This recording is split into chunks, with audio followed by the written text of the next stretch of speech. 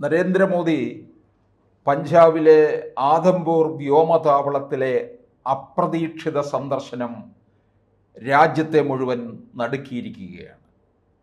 പാക് അതിർത്തി കേന്ദ്രമാണ്. പാകിസ്ഥാൻകാർ പലതരത്തിലും ആഹ്ലാദിക്കുകയാണ്. ഇന്ത്യയുടെ വ്യോമതാവളങ്ങൾ, സൈനിക കേന്ദ്രങ്ങളും പലതും അറ്റാക്ക് ചെയ്തു, ഇല്ലാതാക്കി കളഞ്ഞു എന്ന് പറഞ്ഞ് ആഘോഷത്തിമിർപ്പിൽ നിൽക്കുമ്പോഴാണ് രാജ്യത്തിൻ്റെ പ്രധാനമന്ത്രി പഞ്ചാബിലെ വ്യോമതാവളത്തിലെത്തി സൈനികരുമായിട്ട് ഒത്തൊരുമിച്ച് നിൽക്കുന്ന ദൃശ്യങ്ങളാണിപ്പോൾ നമുക്ക് കാണാൻ കഴിഞ്ഞത്. അത് ലോകത്തിന് തന്നെ മറ്റൊരു മാതൃകയായിട്ട് മാറുകയാണ്. ഇന്ത്യ കാണിച്ച ഭീകരാക്രമണത്തിനെതിരായിട്ടുള്ള നീക്കമാണ് ലോകം ഇപ്പോൾ വീക്ഷിച്ചു കൊണ്ടിരിക്കുന്നത്. ലോകമാധ്യമങ്ങൾ ഒന്നടങ്കം നരേന്ദ്രമോദിയെ വാഴ്ത്തി. നരേന്ദ്രമോദി എടുത്ത ധീരമായിട്ടുള്ള കൃത്യങ്ങൾ, നടപടികൾ, ഇതെല്ലാം തന്നെ വലിയ ഞെട്ടലോടുകൂടിയാണ് ലോകം കണ്ടത്. നമിച്ചുപോയി. 15 ദിവസം അതികഠിനമായിട്ടുള്ള കാര്യങ്ങളെല്ലാം തന്നെ പ്ലാൻ ചെയ്ത് 22 മിനിറ്റ് കൊണ്ട് പാകിസ്ഥാന് തക്കതായ മറുപടി കൊടുത്തു. തുടർന്ന് 3 ദിവസം യുദ്ധസമാനമായ സാഹചര്യത്തിലേക്ക് മാറുകയും ചെയ്തു. അവിടെയാണ് പാകിസ്ഥാന് തന്നെ ഏറ്റവും വലിയ പാഠം പഠിപ്പിച്ചു എന്നുള്ളതാണ്. ഭാരതത്തിൻ്റെ ഏറ്റവും വലിയ വിജയമാണ് നമ്മൾ കണ്ടത്.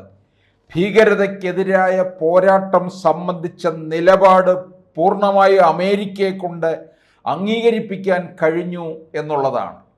ഇനിയും ഭീകരാക്രമണം ഉണ്ടായിക്കഴിഞ്ഞാൽ അത് യുദ്ധമായിട്ട് തന്നെ പ്രഖ്യാപിക്കും എന്നാണ് മോദിജി പറഞ്ഞിരിക്കുന്നത്. അതുതന്നെ പാകിസ്ഥാനുള്ള ഒരു വലിയ മുന്നറിയിപ്പാണ്. കാരണം ലോകത്ത് എവിടെ ഭീകരാക്രമണം നടന്നാലും അതിൻ്റെ പിന്നിൽ പാകിസ്ഥാൻ്റെ വിരലടയാളം ഉണ്ടെന്നുള്ളതാണ്.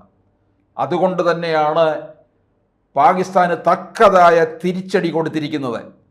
തീവ്രവാദികളെയും അവരെ സഹായിക്കുന്ന രാജ്യമോ സംവിധാനമോ ആയാലും കനത്ത തിരിച്ചടി നൽകും എന്നതാണ് ഭാരതത്തിൻ്റെ നിലപാട്.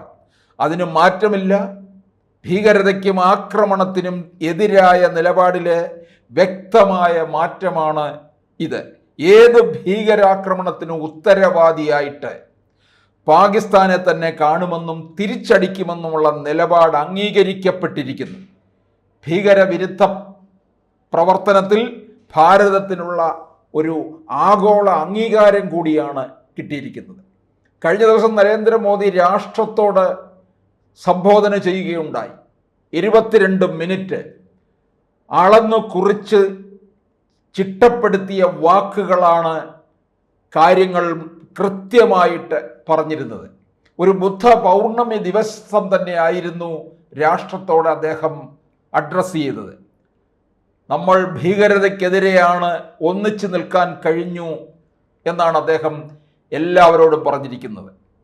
പ്രതിപക്ഷം എന്നുള്ളതോ രാജ്യത്തിനകത്ത് രാഷ്ട്രീയ വൈരങ്ങളൊക്കെ ഉണ്ടാകാം, അതെല്ലാം തന്നെ മാറ്റി ഏവരും ഒന്നിച്ചു നിന്നു.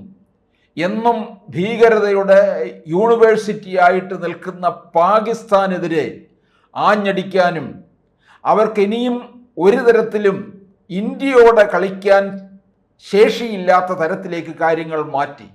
3 ദിവസം നമ്മളോട് പോരടിച്ചു വന്നപ്പോൾ തന്നെ രാജ്യത്തിൻ്റെ സ്ഥിതി മാറുകയാണ് ചെയ്തത്. അവിടുത്തെ അവരുടെ രാജ്യത്ത് ഏതാണ്ട് പട്ടിണിയും കെടുതിയും അതുപോലെ തന്നെ വൻ വിലക്കയറ്റത്തിലേക്കുമാണ് പോയിരിക്കുന്നത്. അവരുടെ സമ്പദ്ഘടന ആകെ തന്നെ തകർന്നിരിക്കുകയാണ്. ഇന്ത്യയുടെ സമ്പദ്ഘടന ലോക സമ്പദ് വ്യവസ്ഥയിൽ 4ാമതേക്ക് കുതിച്ചു കയറാൻ പോവുകയാണ്. ആ വേളയിലാണ് പാകിസ്ഥാൻ നമ്മളോട് കളിക്കാൻ വന്നിരിക്കുന്നത്. യാതൊരു തരത്തിലുള്ള ആയുധശേഷിയോ ധനശേഷിയോ ഇല്ലാത്ത, സൈന്യബലമോ ഇല്ലാത്ത ഒരു രാജ്യമാണ് പാകിസ്ഥാൻ. എങ്ങനെ ഒരു ജനതയെ ഇല്ലാതാക്കാമെന്നുള്ളതാണ് ഇപ്പോൾ പാകിസ്ഥാനിൽ നടന്നുകൊണ്ടിരിക്കുന്നത്. ആ രാജ്യത്തെ ജനതയുടെ ആവശ്യങ്ങളായ ഭക്ഷണം, വിദ്യാഭ്യാസം, ആരോഗ്യം, സുരക്ഷ, ഇതൊന്നും തന്നെയല്ല അവിടുത്തെ സേനയും ഭരണാധികാരികളും നോക്കുന്നത്. അവർ തീവ്രവാദത്തിനും തീവ്രവാദപരമായിട്ടുള്ള പ്രവർത്തനങ്ങൾക്കും പരിശീലനത്തിനും വേണ്ടിയാണ് സമയവും പണവും ചെലവഴിച്ചു കൊണ്ടിരിക്കുന്നത്. അത് സമീപകാലത്തായിട്ട് വളരെ കൂടുതലുമാണ്. ഇന്ത്യയുടെ കാശ്മീരിൻ്റെ പ്രശ്നത്തിന് വേണ്ടിയാണ് കലഹിച്ച് വന്നുകൊണ്ടിരിക്കുന്നത്. കാശ്മീർ ഇന്ത്യയിലെ വളരെ സുന്ദരമായൊരു പ്രദേശമായി മാറുകയും 1 വർഷം 2 കോടിയിലധികം ജനങ്ങൾ ലോകത്തിൻ്റെ വിവിധ ഭാഗങ്ങളിൽ നിന്ന് അവിടെ എത്തുകയും ചെയ്യുന്നത് പാകിസ്ഥാൻ ഇതൊട്ടും സഹിക്കുന്ന കാര്യമല്ല. ഇന്ത്യയുടെ ഒരു വളർച്ചയുടെ ഏറ്റവും വലിയൊരു പടിയാണ് അവിടെ നമ്മൾ കണ്ടത്.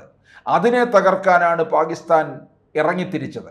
അതിനുള്ള ചുട്ട മറുപടിയാണ് കൊടുത്തിരിക്കുന്നത്. 3 ദിവസം തന്നെ പോരാടി കഴിഞ്ഞപ്പോൾ അവർ ഇന്ത്യയോട് യാചിക്കുകയാണ് ചെയ്തത്. ഇസ്ലാമിക രാഷ്ട്രങ്ങളോട് വിളിച്ചു പറഞ്ഞു, മോദിജിയോട് പറയൂ ഞങ്ങളോട് യുദ്ധം ചെയ്യരുത് എന്ന്. അങ്ങനെ പറയണമെന്നുണ്ടെങ്കിൽ ആ ഇസ്ലാമിക രാഷ്ട്രങ്ങളുമായിട്ട് മോദിജിക്ക് എത്രത്തോളം അടുപ്പമാണ് എന്നുള്ളതാണ് നമ്മൾ വായിച്ചെടുക്കേണ്ടത്. ലോകത്തെ ഇസ്ലാമിക രാഷ്ട്രങ്ങളുമായിട്ട് സൗഹൃദം സൂക്ഷിക്കുകയും അതിലൂടെയൊക്കെ തന്നെ 2014 മുതൽ ഉണ്ടായിട്ടുള്ള ഒരു വലിയ നേട്ടമാണ് ഇന്ത്യക്ക്. ലോകത്ത് എല്ലാ രാജ്യങ്ങളുടെയും ഇടയിൽ നടുനായകത്വം വഹിക്കുന്ന ഒരു രാജ്യമായിട്ട് ഇന്ത്യ മാറുന്നു. നടുനായകത്വം വഹിക്കുന്ന ഒരു വ്യക്തിയായി നരേന്ദ്രമോദിയും മാറുന്നു. അങ്ങനെ മാറി നിൽക്കുന്ന ആ രാജ്യത്തോടാണ് പാകിസ്ഥാൻ്റെ പോർവിളിയും ഇത്തരത്തിലുള്ള ഭീകരാക്രമണവും. എന്തായാലും ഈ പഞ്ചാബിലെ ആധംപൂർ വ്യോമതാവളത്തിൽ ചെന്നിറങ്ങിയപ്പോൾ തന്നെ പാകിസ്ഥാൻ പോലും നടുങ്ങി എന്നുള്ളതാണ്. അവിടെ ആ അതിർത്തി പ്രദേശങ്ങളിലെ ജനങ്ങളെപ്പോലും, സാധാരണ ജനങ്ങളെപ്പോലും ഒഴിപ്പിച്ചു മാറ്റിയിരിക്കുകയാണ്. യുദ്ധസമാനമായ സാഹചര്യത്തിൽ അവരെ തിരികെ എത്തിച്ചിട്ടുമില്ല. അങ്ങനെയുള്ള ഇടത്തേക്കാണ്, ആ വ്യോമതാവളത്തിലേക്കാണ് നരേന്ദ്രമോദി എത്തിയത്. അപ്രതീക്ഷിതമായിട്ടുള്ള ഒരു സന്ദർശനമായിരുന്നു എന്നുള്ളതാണ്. അത് ലോകത്തിന് കാണിച്ചു കൊടുക്കാൻ വേണ്ടി തന്നെയാണ് പോയത്. ഈ വ്യോമതാവളത്തിനൊന്നും ഒരു കുഴപ്പവും സംഭവിച്ചിട്ടില്ല. പാകിസ്ഥാൻകാർ അവിടെ ആഹ്ലാദിക്കുകയാണ്. ഇന്ത്യയുടെ വ്യോമതാവളം പലതും അറ്റാക്ക് ചെയ്തു, സൈനിക കേന്ദ്രങ്ങൾ ഇല്ലായ്മപ്പെടുത്തി.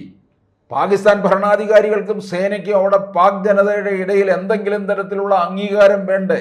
അതിനുവേണ്ടിയാണ് അവർ ഇത്തരത്തിലുള്ള കുപ്രചരണങ്ങൾ നടക്കുന്നത്. ആ കുപ്രചരണങ്ങളെ മുഴുവനാണ് ഇപ്പോൾ തള്ളിക്കളഞ്ഞുകൊണ്ട് നരേന്ദ്രമോദി ലോകത്തിൻ്റെ നെറുകയിൽ ഇന്ത്യയുടെ പതാക ഒരിക്കൽ കൂടി നാട്ടിയിരിക്കുകയാണ് ചെയ്യുന്നത്. ഇന്ത്യയോടെ കളിക്കാൻ വന്ന പാകിസ്ഥാനോട് ശക്തമായ തിരിച്ചടി കൊടുത്തുകൊണ്ട് ഇന്ത്യൻ പതാക ലോകരാജ്യങ്ങളുടെ ഇടയിൽ പാറിക്കളിക്കുമ്പോൾ ഇനിയും അതിനെ തൊടാനായിട്ട് പാകിസ്ഥാൻ്റെ കരങ്ങൾ പൊങ്ങുകയില്ല എന്നുള്ളത് ഉറപ്പാണ്.